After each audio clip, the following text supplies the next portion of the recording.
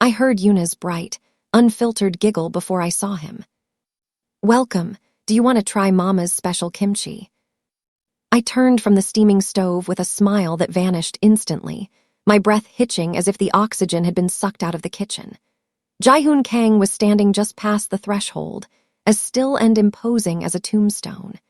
He was staring down at my 4-year-old daughter like she was a specter from a past he'd tried to burn, before his eyes snapped to mine with the lethal precision of a sniper's aim. The heavy ceramic bowl in my hands tilted precariously. I steadied it with white-knuckled effort, but the fine porcelain rattled against the counter. My pulse was a frantic drumbeat against my ribs. 4 years. 4 years of scrubbing floors, of changing my name, of building this sanctuary of steam and spices in a corner of the city where the Dragon Syndicate didn't fly its flags. 4 years of believing the lie that I was finally invisible. And now, the Ice King was standing in my restaurant. "It's not too spicy, I promise," Yuna chirped, her small hand reaching out to offer a side dish to the man who could end our lives with a nod. She was utterly oblivious to the way the air had turned to ice. Jaehoon didn't acknowledge the food. He couldn't seem to tear his gaze away from her face. I saw the moment he found the proof, the stubborn curve of her smile and those piercing, wolf-gray eyes that were a terrifying, exact mirror of his own. Behind him, Sung and another man in a sharp suit stood like statues, their professional masks cracking as they looked at the girl. "Yuna, honey," I managed to say, my voice sounding like it belonged to someone else, hollow but firm. "Go help Uncle Minkai in the back with the new flour sacks." "But Mama," the tall ajushi looks hungry. "Now, Yuna." The sharpness in my tone made her blink, but she scurried toward the kitchen without another word. I used those few seconds to pull air into my lungs, trying to find the steel I'd buried under my apron. When I looked back, Jaehoon had moved. He was leaning against the edge of the counter now, close enough for me to see the dangerous flicker of recognition and the muscle ticking in his jaw. The silence that followed Yuna's departure was heavier than any physical weight. It was a suffocating pressure that pressed against the walls of the restaurant, turning my small sanctuary into a cage. Jaehoon didn't move for a long moment, his gaze lingering on the kitchen door where Yuna had vanished. The predatory intensity in his eyes hadn't softened. If anything, it had sharpened into something terrifyingly possessive. Without a word, he pulled out a chair at the center table, the one with the best view of both the entrance and the kitchen, and sat. The movement was fluid, graceful, and carried the absolute authority of a man who owned everything he looked at. Across the room, Sung signaled the other man. They moved in perfect synchronization, one locking the front door and flipping the sign to closed, the other taking a position by the rear exit. My heart hammered against my ribs, a trapped bird desperate for flight. "The restaurant is closing, Jaehoon," I said, my voice barely a whisper, yet it felt like a shout in the stillness. "You and your men need to leave." Jaehoon finally looked at me, his wolf-gray eyes cold enough to draw blood. He leaned back, resting his tattooed hands on the dark wood of the table. "I'm hungry, Hana," he said, his voice a low, melodic rumble that sent a shiver of pure dread down my spine. "And I've spent 4 years looking for a taste of home. Set the table." It wasn't a request. It was a command that bridged the gap of the 4 years I had spent trying to forget the sound of his voice. My legs felt like lead as I moved toward the kitchen counter. I could feel his eyes tracking every movement, dissecting the woman I had become. I reached for a set of brass chopsticks and a spoon, my fingers trembling so violently they clattered against the tray. I began to bring out the dishes, one by one. Small plates of seasoned spinach, pickled radish, and the spicy cucumber salad Yuna loved. Each time I leaned over the table to set a dish down, I could smell him, the expensive sandalwood and the faint, metallic scent of cold rain. It was the smell of my past, of a life I had fled in the dead of night with nothing but a suitcase and a secret growing inside me. As I placed the final bowl of steaming rice before him, his hand shot out, his fingers circling my wrist. His grip wasn't painful, but it was inescapable. The heat of his skin felt like a brand. "The girl," he said, his voice dropping to a dangerous, silky whisper that didn't reach his men. "She has my eyes, Hana, and she has your smile." I tried to pull away, but he held me firm, forcing me to look at him. The Ice King was gone. In his place was a man who had just found a treasure he never intended to let go of. "Eat your meal, Jaehoon," I choked out, my eyes stinging. "I will," he replied, his gaze dropping to the food before snapping back to mine with a promise that made my knees weak. "And then, we are going to talk about why my daughter is living in a kitchen instead of a palace." The smell of the ginger tea in the present faded, replaced by the sterile, suffocating scent of lilies and expensive floor wax. 4 years ago, the Kang estate hadn't been a home. It was a fortress of glass and gold that felt more like a mausoleum. I remember the weight of the silk nightgown against my skin, a gift from Jaehoon that felt like a set of velvet shackles. That night, the moon had been obscured by heavy soul smog, casting the sprawling gardens into jagged shadows. I stood by the floor-to-ceiling window of our bedroom, my hand resting instinctively over the slight, nearly invisible curve of my stomach. I had found the medical report hidden in Jaehoon's study earlier that afternoon, not a report on his health, but a directive to his security team. He was planning to sanitize my life, removing anyone from my past who knew me before I became his. He called it protection. I knew it was erasure. And once the baby was born, the dragon wouldn't just own me. He would own the soul of my child, molding them into a weapon for a war that never ended. The escape had been a blur of adrenaline and sheer, paralyzing terror. I didn't take jewelry or designer bags.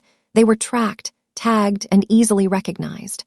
I took only a thick envelope of cash I'd slowly skimmed from the household accounts and a pair of sturdy shoes. I remember the biting chill of the midnight air as I slipped through the servants' entrance, a route I'd spent weeks memorizing during my restless walks. Every snap of a twig sounded like a gunshot. My heart had been a frantic thing, hammering so hard I feared the thermal cameras would pick up its heat. I had to bypass the main gate, crawling through the drainage gap near the perimeter's edge, a place where the Ice King's pride assumed no lady would ever stoop. I reached the dirt road 2 miles out, my breath coming in ragged gasps, my hands stained with mud and grease. I hailed a passing vegetable truck, the driver too tired to care why a woman in a high-end trench coat was standing in the dark alone. As the truck rattled away from the estate, I looked back at the lights of the fortress on the hill. I had loved him once with a desperate, blinding passion, but as I felt the tiny life inside me flutter for the first time, I knew I could never go back. I had traded a palace for a life of shadows, choosing to be a ghost rather than a prisoner. But sitting here now, with Jaehoon's hand like a shackle around my wrist, I realized that ghosts are always eventually haunted by the things they leave behind. The heavy swinging door to the kitchen creaked open, and the rhythmic sound of a heavy blade hitting a chopping board stopped abruptly. Minkai stepped out, his large frame filling the doorway. He was still wearing his stained charcoal apron, a kitchen knife held loosely but intentionally at his side. He didn't need to be told who was sitting at the center table, the row of black sedans idling outside, and the sudden, tomb-like silence of the dining room had told him everything. His eyes swept over the scene, the closed sign, the bodyguards flanking the exits, and finally, Jaehoon's hand still locked around my wrist. A low, protective growl vibrated in Minkai's chest. He had been the one to find me shivering at a bus station 4 years ago. He was the one who had helped me birth Yuna and had taught me how to turn a handful of family recipes into a shield for my daughter. To him, I wasn't a runaway consort of the Kang syndicate. I was family. "Take your hand off her," Minkai said, his voice a rugged contrast to Jaehoon's polished silk. He stepped forward, the heavy soles of his work boots thudding against the linoleum. The air in the room didn't just thicken, it curdled. Across the room, Sung moved with a predatory grace that made my heart stop. His hand vanished into the lapel of his tailored suit jacket, the leather of his holster creaking audibly in the stillness. It was a clear, lethal warning. One more step from the chef, and the floor of the silver pair would be stained with more than just spilled tea. "Minkai, no," I gasped, finally wrenching my arm free as Jaehoon's grip loosened, though his gaze remained fixed on the newcomer. "Please, just go back to the kitchen. It's okay." "It's not okay, Hana," Minkai countered, his knuckles white around the handle of his knife. "I don't care who he thinks he is. He doesn't belong here." Jaehoon didn't stand up. He didn't even look at Sung to stay his hand. He simply picked up the brass chopsticks I had laid out and began to methodically arrange a piece of spicy radish on his rice. The sheer arrogance of the gesture was more terrifying than a drawn gun. "You have a loyal dog, Hana," Jae-hoon said, his voice conversational and cold. He finally looked up at Min-kai, his wolf-gray eyes devoid of any human warmth. "But if he takes another step toward this table, Sung will ensure he never holds a knife again. And Yuna is in the next room, isn't she? I imagine she wouldn't like the sound of gunfire interrupting her afternoon." The mention of Yuna acted like a physical blow to Min-kai. He froze, the rage in his eyes warring with the sudden, sharp realization of the danger he had invited into our small world. I stepped between them, my back to Jae-hoon and my hands pressed against Min-kai's chest, feeling the frantic heat of his heartbeat. "Go," I whispered, my eyes pleading. "For her, just stay with her." Min-kai held my gaze for a long, agonizing second before he lowered the knife.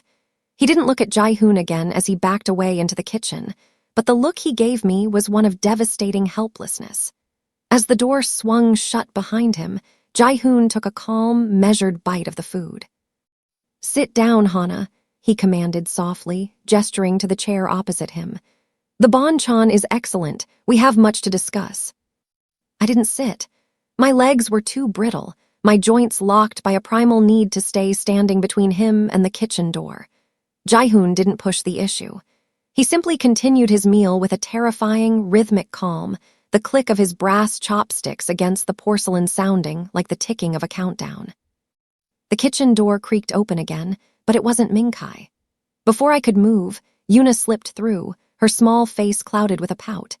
She hadn't seen the knife or the guns. She only knew that her mother had sounded scary for the first time in her life. She stopped 3 feet from the table, her hands tucked behind her back, her gaze fixed on the man who was currently eating the rice she had helped wash that morning. "You're still here," she noted, her voice small but surprisingly steady. Jae-hoon paused, a piece of glazed lotus root halfway to his mouth. He set it down slowly and turned his head. For the first time, I saw the Ice King falter. The mask of the Kang Syndicate patriarch didn't slip, but it softened at the edges, his wolf-gray eyes reflecting a mirror image of the tiny girl standing before him. "I am," he said, his voice dropping an octave, losing its jagged edge. "I haven't finished my meal." Yuna moved closer, ignoring my frantic hand gesture to stay back. She stood at his elbow, her head barely reaching the height of his shoulder. "Mama says you have to pay before you leave. Are you a king? You wear a suit like the kings in my books." Jae-hoon's lips quirked, a ghost of a smile that I hadn't seen in half a decade.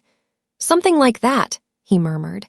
He reached into his jacket, and for a heartbeat my breath stopped, fearing a weapon. Instead, he pulled out a heavy silver coin, a commemorative token from the Syndicate's founding. He held it out on his palm. "Is this enough for the rice?" Yuna reached out, her small fingers brushing his calloused palm as she took the silver. She squinted at it, then looked him dead in the eye, her jaw setting in a line so identical to his that I felt a sob catch in my throat. "It's too shiny. You should keep it. Mama says we don't take things we didn't work for." She pressed the coin back into his hand, her tiny thumb pushing against his skin with a stubborn strength. Jae-hoon stared at his own palm, then back at her. The amusement in his eyes shifted to something deeper, something darker. It was the look of a man recognizing a part of his own soul reborn. "She has your fire, Hana," he whispered, never breaking eye contact with Yuna. "And my pride." He closed his hand around the coin, his knuckles white. The test was over. He had seen enough to know that she wasn't just a secret, she was an inheritance, and a Kang never walked away from what belonged to him. I didn't realize I had been holding my breath until Yuna skipped back toward the kitchen, her laughter trailing behind her like a cruel reminder of the piece I was about to lose. The silence that rushed back into the room was jagged. Jae-hoon stared at the empty space where she had been, his hand still closed around the silver coin. When he finally looked up at me, the ghost of a smile was gone. In its place was a cold, simmering fury that made the earlier tension feel like a warm breeze. "You let me believe you ran away with a lover," he said, his voice so low it was almost a growl. He stood up slowly, the movement sending a fresh wave of panic through my limbs. He stepped around the table, encroaching on my space until I was forced back against the counter. I spent months scouring the country for the man who stole you. I thought you had traded my life for someone else's. I thought your disappearance was a betrayal of the heart. It was a survival of the soul, Jae-hoon, I whispered, my back hitting the cold edge of the espresso machine. He leaned in, his hands pinning me against the counter, though he didn't touch me. The scent of sandalwood and danger was overwhelming. And instead, I find this. You didn't run to a man. You ran with my blood. You kept my daughter in a kitchen, hiding her like a shameful secret while I lived in a house of silence. The rage in his eyes flickered, shifting into something sharper, possession. The Ice King was calculating, and I knew that look. It was the look he wore when he was about to absorb a rival's territory. I didn't keep her from you, I argued, though my voice trembled. I kept her from the war. I kept her from the car bombs and the bodyguards and the life where she would never be anything more than a pawn. She is a Kang, he snapped, his face inches from mine. She is the heir to everything I have built, and she is coming home. No, I choked out, but he silenced me with a sharp tilt of his head. This isn't a request, Hana. It's a negotiation, though the terms are already set. You have two choices. You can stay here and I will take her now. I will erase this restaurant from the map and you will never see her again. Or, he paused, his gaze dropping to my lips before returning to my eyes with a dark intensity. You come with her. You return to the estate. You take your place by my side, and we tell the world the dragon has found his queen and his princess. You're asking me to go back to prison, I said, a tear finally escaping. I'm asking you to protect what is ours, he corrected, his voice dropping to a possessive silk. Because if you refuse, I will let the world believe I found you, and my enemies will not be as patient as I am. The steam from the unfinished meal rose between us, a ghostly curtain that did little to hide the predatory intent in Jae-hoon's eyes. He had returned to his seat, but the air remained charged, vibrating with the ultimatum he had just laid bare. Outside the fogged windows of the restaurant, the world went on, oblivious to the fact that my life was being dismantled piece by piece. Please, Jae-hoon, I started, my voice cracking as I sank into the chair opposite him. I didn't reach for the food. I reached for the man I used to know, searching for a spark of mercy beneath the polished obsidian of his gaze.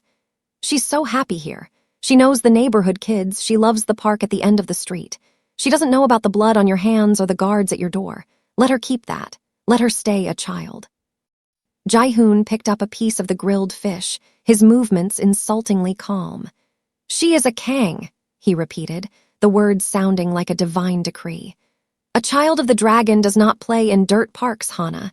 She learns to rule the world that wants to consume her. I'll do anything, I whispered, leaning across the table, my shadow flickering against the warm wood. You wanted revenge for my leaving. You wanted to punish me for the 4 years you spent in silence. Take me. Tell your men I've been found. I'll go to the estate. I'll face whatever judgment the syndicate demands. I'll be your prisoner, your ghost, your plaything, whatever you want. Just let Ming-kai take her. Let him take her somewhere you can't find her. Give her the life I tried to give her. Jae-hoon froze, his chopsticks hovering inches from his lips. For a fleeting second, the cold mask shattered, replaced by a raw, jagged hurt that looked like a wound. He set the chopsticks down with a sharp clack that echoed like a gunshot. You would give yourself up just to keep her away from me? He asked, his voice dangerously soft. You hate my world so much that you would choose lifelong captivity over letting me be her father. I don't hate you, I sobbed, the truth spilling out before I could catch it. I hate what you have to be. I hate that your love is a cage. Jae-hoon stood abruptly, the heavy chair screeching against the floor. He didn't look at the half-eaten meal. He looked at me as if I were a puzzle he had finally solved, but didn't like the answer to. Your offer is rejected, Hana, he said, signaling to Di-sung at the door. I am not interested in a prisoner who hates me. I am interested in my family. Pack her things. You have 1 hour before the cars return. If you aren't ready, I'll have my men pack for you, and I doubt they'll be as careful with her toys as you would be. The hour passed with the agonizing speed of a falling blade. I moved through the small apartment above the restaurant in a trance, my hands operating on autopilot as I folded Yuna's favorite dresses, and tucked her worn rabbit plushie into a backpack. Below, I could hear the heavy, final thud of the front door being bolted and the metallic scrape of the security gate being lowered. The silver pair was dead, shuttered by a man who didn't even need to use a key to lock me out of my own life. When we stepped onto the sidewalk, the evening air of the narrow alley felt cold, stripped of the warmth of the kitchen. A line of 3 obsidian-black sedans sat idling, their exhaust plumes curling into the gray Seoul sky like tethered ghosts. Sung stood by the middle car, his face an impenetrable mask of duty as he held the door open. Yuna gripped my hand tight, her eyes wide as she took in the wall of men in dark suits. "Mama, are we going on a trip?" she whispered, her voice trembling with a mix of excitement and the reflected vibration of my own terror. "A short one, baby," I lied, my voice thick. "Just for a little while." Jae-hoon was already inside the car, a shadow behind the tinted glass. As I slid into the leather interior with Yuna tucked against my side, the door closed with a heavy, pressurized seal that cut off the sounds of the city. The interior smelled of expensive leather and Jae-hoon's familiar, chilling sandalwood. He didn't look at me as the car pulled away, but I felt the weight of his presence like a physical heat. The drive was a blur of neon lights and rain-slicked asphalt. We left the cramped, familiar streets of the neighborhood behind, ascending toward the glitz of Gangnam. The car slowed as we approached a towering monolith of glass and steel, a fortress of modern luxury that looked down on the rest of the world. The underground garage was a labyrinth of concrete and high-definition security cameras. When the elevator doors opened, they led directly into a penthouse that was more gallery than home. The floors were polished white marble, the walls were floor-to-ceiling glass, and the furniture looked like sharp, uncomfortable art. It was beautiful, sterile, and utterly inescapable. "This is where you'll stay," Jae-hoon said, finally turning to look at us. The city lights sparkled behind him, making him look like a dark god silhouetted against a burning heaven. "There are guards at every exit and a nanny in the guest wing. You have everything you need." "Except our freedom," I countered, looking out at the sprawling horizon of Seoul. "Freedom is a luxury for the weak, Hana," he said, walking toward us until he could place a hand on Yuna's head. "Here she is safe. Here she is a Kang. And here," he leaned down, his voice dropping to a possessive whisper against my ear, "you are finally exactly where you belong." The transition from the restaurant to the penthouse was not just a change of scenery. It was a descent into a cold, gilded war zone. For 3 days, I moved through the marble halls like a ghost, watched by silent men with earpieces and cameras that followed my every shadow. Jae-hoon was rarely there, and when he was a storm of hushed phone calls and dark tempers. The realization hit me on the 4th night.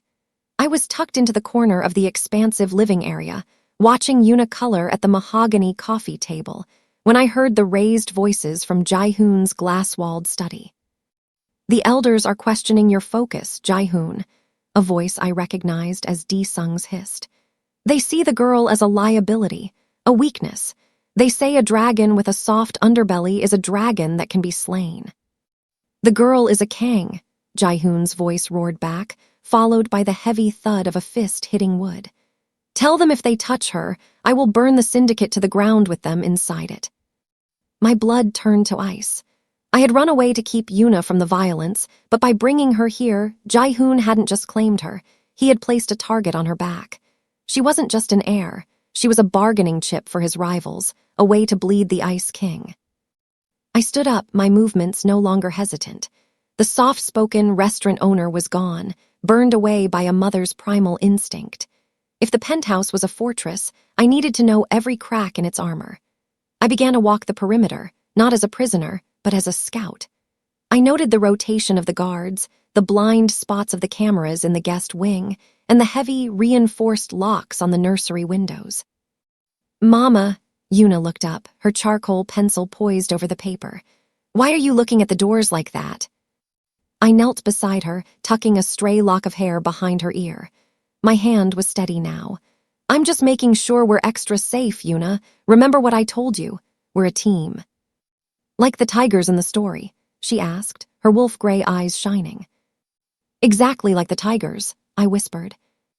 Later that night, When Jae-hoon finally emerged from his study, his tie loosened and his face etched with exhaustion, he found me waiting in the kitchen.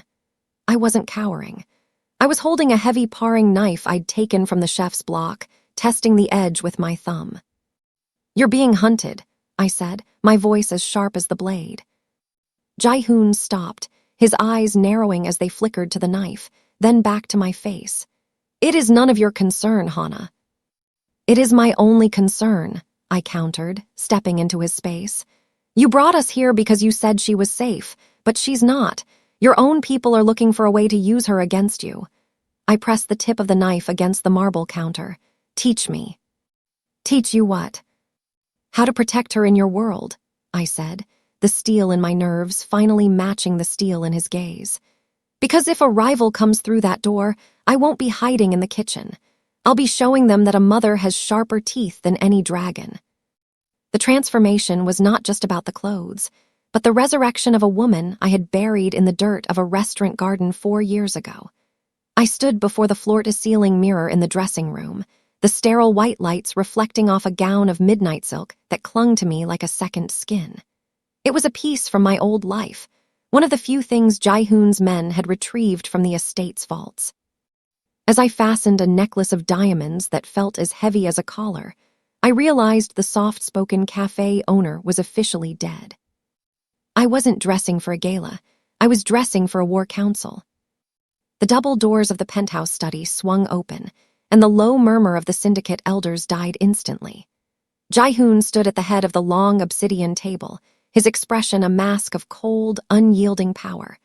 But as his gaze moved from the elders to me standing in the doorway, I saw the air leave his lungs. For a heartbeat, the Ice King looked human, stunned by the return of the only woman who had ever truly mastered him. I didn't wait for an invitation. I walked into the room, the sharp click of my heels against the marble sounding like the cocking of a weapon. I took my place at Jae-hoon's right hand, the very spot the elders had claimed was a liability. "You were discussing the future of the Kang lineage," I said, my voice carrying a resonance that made even Disung straighten his posture. I didn't look at Jae-hoon. I looked at the men who had dared to call my daughter a weakness. "Let me be clear. Yuna is not a liability. She is the reason this syndicate will survive. And if any of you believe that my presence at his side makes him vulnerable, I invite you to test that theory tonight." Jae-hoon's hand found mine under the table, his grip not possessive this time, but grounding, a silent acknowledgement of a partnership reborn. The elders exchanged glances, the predatory glint in their eyes replaced by a sudden, wary respect. They had expected a frightened mother. They found an empress who had returned to claim her throne. The war was far from over, and the gilded cage had only grown larger, but as I looked out at the lights of Seoul, I knew the hiding was done. Yuna wouldn't grow up in the shadows of a kitchen, wondering why her mother was afraid of the world. She would grow up in the light of our combined power. I leaned toward Jae-hoon, my whisper for his ears alone as the meeting resumed.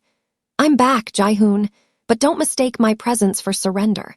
I'm here to ensure that when she inherits this world, there's nothing left to burn." He looked at me, the wolf-gray eyes finally reflecting a pride that matched my own.